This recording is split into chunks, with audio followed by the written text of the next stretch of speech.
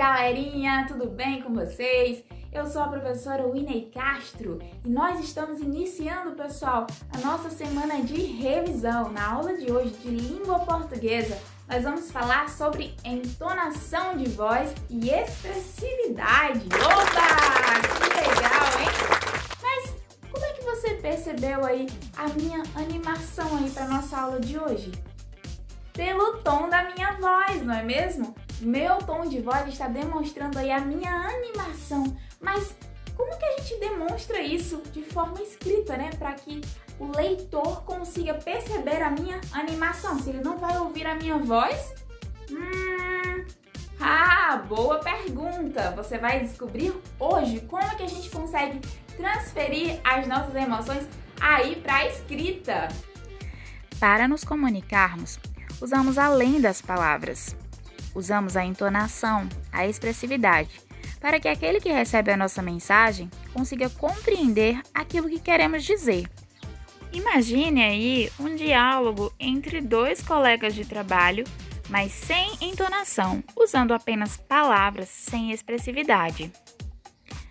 Estou gostando muito de trabalhar nessa empresa. É boa, eu já trabalho aqui há 10 anos. Agora note a diferença nesse mesmo diálogo com entonação. Estou gostando muito de trabalhar nessa empresa. É boa, eu já trabalho aqui há 10 anos. Você observou que mudou completamente a entonação de voz?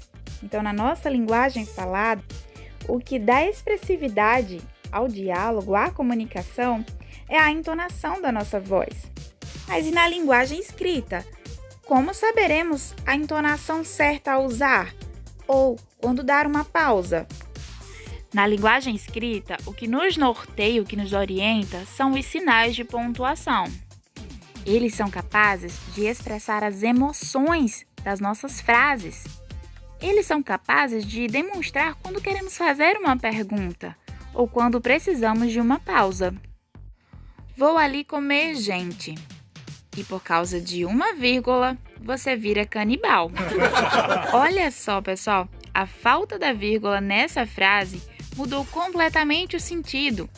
Vamos colocar a vírgula e ver como fica. Vou ali comer, gente. Nós aprendemos que o vocativo ou chamamento, ele pede uma vírgula, né? E a palavra gente aqui exerce essa função de chamamento, de vocativo. Por isso, a vírgula aqui é super necessária para não virar um canibal, né? Deixo meus bens à minha irmã, não a meu sobrinho, jamais será paga a conta do padeiro, nada dou aos pobres. Morreu antes de fazer a pontuação. E o desafio aqui é descobrir para quem afinal ficou a herança. E se você ainda não tinha noção da importância dos sinais de pontuação, agora não vai lhe restar mais dúvidas. Mas ok, sabemos a importância, porém não sabemos como usar, né? Muitas vezes temos a dificuldade aí de saber como usar. E as dúvidas ficam não somente aí na hora da escrita, né? De quando precisamos usar os sinais de pontuação e a gente fica em dúvida se é preciso colocar ou não a vírgula, o ponto, travessão. E aí muitas vezes também temos essa mesma dificuldade na leitura. E aí o que fazer? Conhecer as funções de cada sinal de pontuação é muito importante, mas acima de tudo, a prática da leitura é a principal dica de hoje para que você consiga fazer uso corretamente dos sinais de pontuação e assim possa fazer uma leitura expressiva e com a entonação correta. Então não tem segredo, tá? Quanto mais prática da leitura, melhor vai ser a sua expressividade, melhor vai ser a sua compreensão, a sua interpretação. É interessante sabermos que até o século XVII, o ponto de exclamação era nomeado de ponto de admiração, pois sua origem latina abordava a ideia de alegria. Mas esse conceito foi ampliado e passou a chamar-se ponto de exclamação, não apenas para demonstrar alegria ou bons sentimentos, mas também para demonstrar muitas vezes até uma chateação ou dar ordens. Não mexa nos meus brinquedos. Perceba que o que nos orienta a dar essa entonação de voz é o ponto de exclamação. Vamos aqui pensar agora em outras possibilidades dessa mesma frase, mas trocando aí esse ponto de exclamação por outros sinais de pontuação. A primeira frase, não mexa nos meus brinquedos. A frase com ponto final aponta para um conselho, um pedido, não mexa nos meus brinquedos. A segunda frase, não mexa nos meus brinquedos? O ponto de interrogação aponta para uma pergunta. Agora veja que interessante a última frase. Não, mexa nos meus brinquedos. Nessa situação, a vírgula isolou o não, nos dando a ideia daqui de permissão para mexer nos brinquedos. Imagine que fosse aí um diálogo entre dois colegas e um pergunta: posso mexer no seu material escolar? E o outro responde: não, mexa nos meus brinquedos. Notamos aqui que as palavras nessa frase foram as mesmas em todas as situações.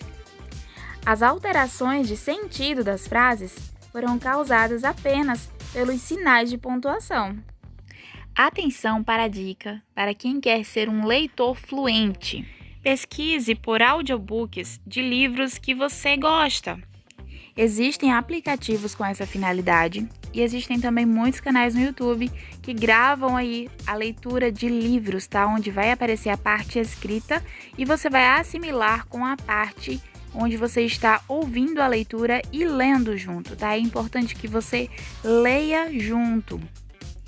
Assim você irá se familiarizando com a função de cada sinal de pontuação. Vamos fazer isso aqui comigo hoje? No seu livro Ápice, na página 295, eu quero te convidar a fazer a leitura desse texto, mas eu quero que realmente você leia junto comigo, observando aí os sinais de pontuação, beleza? Um dia de mosquito. Com 3.500 espécies conhecidas no mundo, esses insetos seguem você pelo cheiro e pelo calor do corpo. Já ouvi falar de gente que teve um dia de cão. Em bom português, um dia terrível. Sabe-se lá o porquê da expressão. Mas nunca ouvi falar de quem teve um dia de mosquito. O que será que um mosquito faz? Será que dorme e acorda? O que come? Tem medo de quê? O que faz ao longo do dia? Fomos investigar.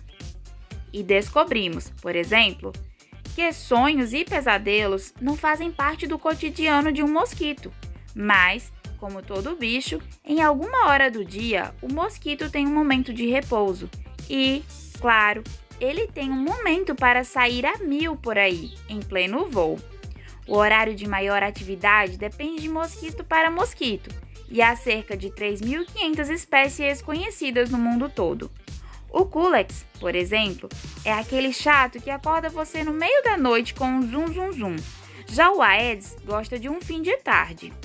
E cada bicho mantém seus costumes mesmo se for colocado num local escuro por vários dias, ou seja, sem ver se é noite ou dia.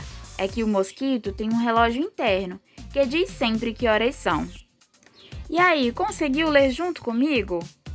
Agora, faça essa leitura aí sozinho com o seu livro e observe a sua entonação de voz. A sua atividade está na descrição do vídeo, é só clicar. Capricha! Obrigada pela sua atenção, aquele abraço carinhoso e até a próxima aula!